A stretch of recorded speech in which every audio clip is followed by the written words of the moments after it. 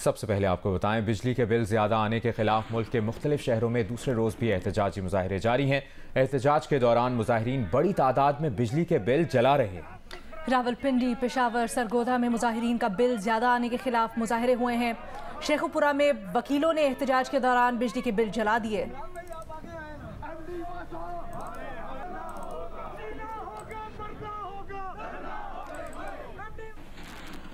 और इसी सिलसिले में आपको ये भी बताएं कि निगरां वज़ीर आज़म अनवारुल हक काकड़ ने बिजली के बिल ज़्यादा आने का नोटिस ले लिया है। अपने बयान में अनवारुल हक काकड़ ने कहा कि भारी बिल्स के मामले पर कल हंगामी इजलास तलब कर लिया है। इजलास में वजारत बिजली और तकसीमकार कंपनियों से ब्रीफिंग ली जाएगी और सार्फिन को बिजली के बिलों में ज़्यादा से ज़्यादा रिलीफ देने पर मुशावरत की जाएगी।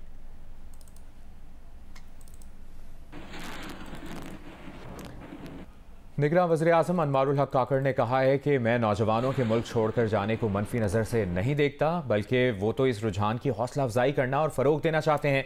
अमरीका की हार्वर्ड यूनिवर्सिटी के तलबा के वफ़द से गुफ्तगू में अनवारुल हक काकड़ ने कहा कि अगर कोई पाकिस्तान छोड़कर अमरीका या यूरोप में बसने का फैसला करता है तो ये मुस्बत चीज़ है।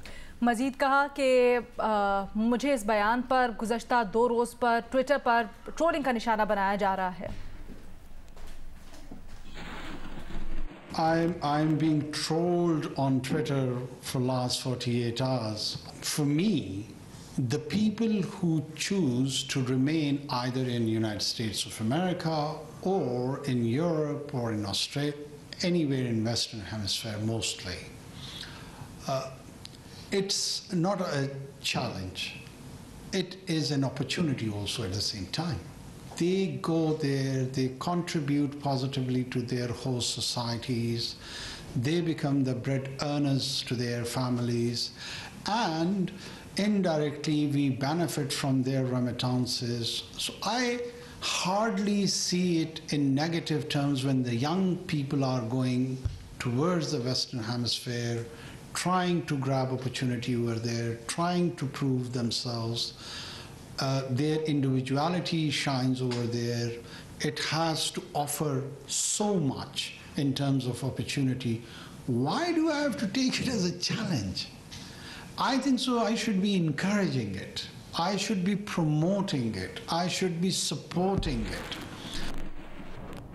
मुत्तहिदा कौमी मूवमेंट के रहनुमाओं ने पार्टी में इख्तिलाफात का शिकार होने की तरदीद की है। MQM रहनुमाओं का मौक़िफ़ है कि आज के इजलास साबित करेगा कि MQM मुत्तहिद है।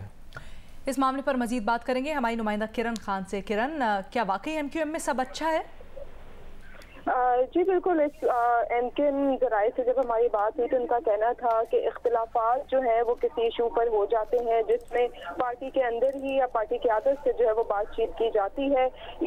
इस चीज़ की तो उन्होंने तरदीद नहीं की कि इख्तिलाफात कोई नहीं है, ताहम ये ज़रूर उन्होंने कहा कि इख्तिलाफात जो हैं मुख्तलिफ इशूज़ पर होते रहते हैं और हर सियासी जमात के अंदर होते हैं जिस पर पार्टी की आदत से बात की जाती है। ताहम इस वक्त किसी भी बड़े पैमाने पर कोई इख्तिलाफात जो है वो मौजूद नहीं है, ये जराए MQM ने दावा किया है। और इसके साथ साथ ये भी कहा है कि जो खबरें ये चल रही हैं कि MQM पाकिस्तान का कोई रहनुमा किसी दूसरी जमात में इख्तिलाफात की बुनियाद पर शमूलियत इख्तियार कर लेगा तो ये सरासर बेबुनियाद खबरें हैं।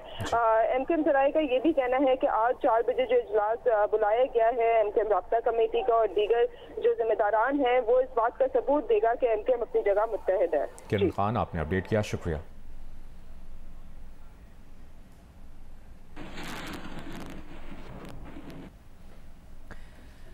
पाकिस्तान ने डेनमार्क हुकूमत की जानिब से कुरान पाक समेत मुक़द्दस किताबों की बेहुरमती पर पाबंदी लगाने की तजवीज़ का खैर मकदम किया है। तर्जुमान दफ्तर ख़ारजा ने अपने बयान में कहा कि बिल कुरान पाक और दीगर आसमानी किताबों की बेहुरमती रोकने की जानिब दुरुस्त समत में कदम है। मुक़द्दस किताबों की बेहुरमती और जलाना मजहबी मुनाफरत का संगीन अमल है। ये भी कहा कि आज़ादी इज़हार राय की आड़ में मुक़द्दस किताबों की बेहुरमती की इजाज़त नहीं होनी चाहिए।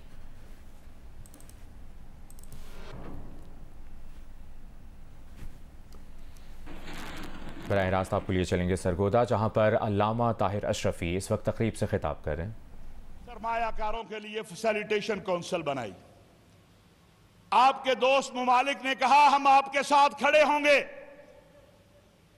पाकिस्तान को एक ट्रैक मिला कि पाकिस्तान की फौज और हुकूमत ने मिलकर तय कर लिया कि हमने अपने वसाइल को इस्तेमाल करके ये रोज रोज की भीख मांगने की आदत से बाहर निकलना है।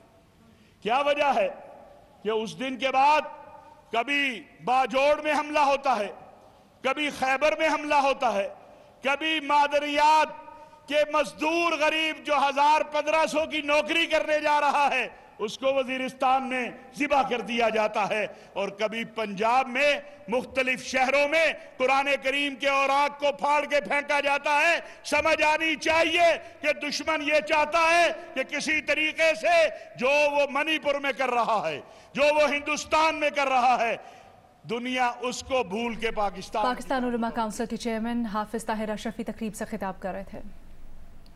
अभी आपको बताएं बहावलपुर से खबर है जहां पर जनरल स्टोर पर शहरी को गोलियां मारने का वाकया पेश आया था। सीसीटीवी वीडियो में शहरी पर फायरिंग करने वाले का चेहरा वाज़ेह होने के बावजूद बहावलपुर पुलिस अब तक गोलियां मारने वाले को गिरफ्तार नहीं कर सकी है। ये सीसीटीवी फुटेज भी आप स्क्रीन पर मुलाहिजा करें, बहावलपुर के मनाज़िर हैं। इस बारे में मजीद बात करते हैं अपने नुमाइंदे अमीन अब्बासी से। अमीन, बताइएगा कि अभी तक शनाख्त हो सकी है, फायरिंग करने वाला कौन था और गिरफ्तारी क्यों नहीं हुई अभी तक? देखें, ये तो सीसीटीवी फुटेज में भी नजर आ रहा है, और जो जब पुलिस ने इसकी कोई कार्रवाई नहीं की, मैंने जियो न्यूज के कॉरेस्पॉन्डेंट के पुलिस तर्जमान से पूछा कि ये इस तरह का वाकया हुआ है कि बहावलपुर शहर के सेंटर में और वो इस तरह ब्रूटली जो है आके मार रहा है एक आदमी को, तो तब जाके उन्होंने FIR की, और FIR में वाज़े तौर पर एक तो सीसीटीवी फुटेज में भी वो पहचाना जा सकता है, और FIR में उन्होंने नॉमिनेट किया है कि मलिक फैसल नाम का आदमी है, उसने आके वहाँ पे फायरिंग की है, और फायरिंग करने के बाद वो वहाँ पर सड़क पर तो फिर अभी तक क्यों गिरफ्तारी नहीं हुई? अभी तक कोई गिरफ्तारी नहीं हुई, और ना ही पुलिस इसके बारे में कोई बताने को तैयार है। अच्छा, ये बताइएगा ये वाकया पेश कैसे आया, ये मामला हुआ क्या? जो विक्टिम है उसके मुताबिक जो FIR कराई है उसका कहना ये है कि उसके बिरादर इनला ने, साले ने जो है ये मलिक फैसल जो गोलियां चलाने वाला है उसकी भतीजी के साथ जो है लव मैरिज की है, और कोई 4-5 महीने पहले। तो इस बुनियाद पर आकर उसने जो है मैं शॉप में गया वहाँ खरीदारी करने के लिए, तो ये मुझे चेज करता आया, और वहाँ पे पहले ही आते ही इसने फायर किया और कहा कि तुमने जो है वो मेरी भतीजी को तुम्हारे उसने साले ने मेरी भतीजी को घर से निकाला है, उसके साथ कोर्ट मैरिज की है। ठीक है अमीन अब्बासी, आपने इस बारे में आगाह किया, शुक्रिया आपका। और अहम बात यह है कि गिरफ्तारी शनाख्त के बावजूद, चेहरा वाज़े होने के बावजूद अभी तक गिरफ्तार ही नहीं किया गया। जब पूछा तो पुलिस वजह बताने से भी कासिर है। दरियाए सतलुज में ऊंचे दर्जे का सैलाब जारी है। बहावलपुर, बहावलनगर, बिहाड़ी, लोधरा में सैलाबी पानी से कई देहात डूब गए हैं। हज़ारों एकड़ खड़ी फसलें तबाह हो गई हैं। सड़कें पानी में बह जाने से मुख्तलिफ इलाकों का ज़मीनी राब्ता भी मुनक़ता हो गया है। महकमा तालीम ने दरिया किनारे आबाद कई स्कूल्स गैर मुअय्यना मुद्दत तक बंद कर दिए हैं। लोधरा में मुतासरीन सरापा एहतजाज हैं, जिनका कहना है कि ना कोई रिलीफ कैंप लगा हुआ है, ना ही कोई इमदाद मिली है। लोधरा में सैलाबी रेले से कई बंद टूट गए हैं। सैलाबी पानी कई बस्तियों में दाखिल होने से फसलें भी मुतासिर हैं।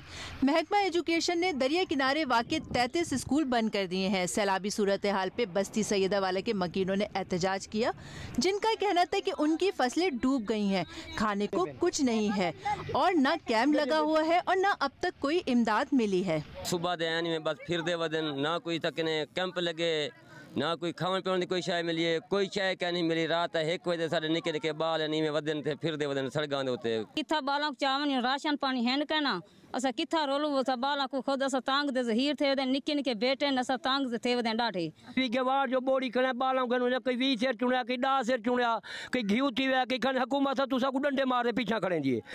बिहाड़ी में सैलाबी रेले से 76 देहात समेत सैकड़ों आबादियां मुतासिर हैं, जबकि हजारों एकड़ खड़ी फसलें तबाह हो गई हैं। सड़कें पानी में बह जाने से मुख्तलिफ इलाकों का जमीनी राब्ता भी मुनक़ता है। जिले में 3 खैमा बस्तियों समेत 20 फ्लड रिलीफ कैंप्स काम कर रहे हैं। भावलपुर में भी सैलाब से दरियाई इलाकों में दर्जनों बंद पुश्त और राब्ता सड़कें बह गई हैं। कई मकामात पे बंद बह जाने से हजारों एकड़ पे खड़ी फसलें और मुतअद्दिद देहात डूब गए हैं, जिस पे मुतासरीन सरापा एहतजाज और इमदाद की अपील कर रहे हैं।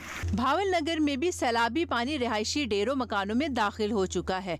महकमा तालीम ने दरिया किनारे आबाद 34 स्कूल गैर मुय्यना मुद्दत तक बंद कर दिए हैं। इंतजामिया की जानिब से मुतासरीन को 30 फ्लड रिलीफ कैंप्स पर सहूलत फराहम की जा रही है। अमीर जमात इस्लामी कराची हाफिज नईमुर रहमान का कहना है कि पाकिस्तान की IT एक्सपोर्ट सिर्फ $2.5 अरब होना बदकिस्मती है। हुकूमत IT पर तवज्जो देती तो पेट्रोल बिजली महंगी ना करनी पड़ती। एक्सपो सेंटर कराची में टेक्नो फेस्ट की तकरीब से खिताब करते हुए उन्होंने कहा कि हुकूमतें ना तालीम देती हैं ना पानी, सब कुछ खरीदना पड़ता है। इतनी बड़ी बदकिस्मती की बात है कि इस बड़े पोटेंशियल और इतने बड़े टैलेंट के साथ पाकिस्तान की जो IT एक्सपोर्ट है वो सिर्फ और सिर्फ $2.5 बिलियन है, जबकि इसका इस वक्त का स्कोप कम से कम $15 बिलियन का है। और अगर वाकईतन कोई गवर्नमेंट सही तरीके से प्लान करे तो हमारे सारे दिलदर दूर हो सकते हैं।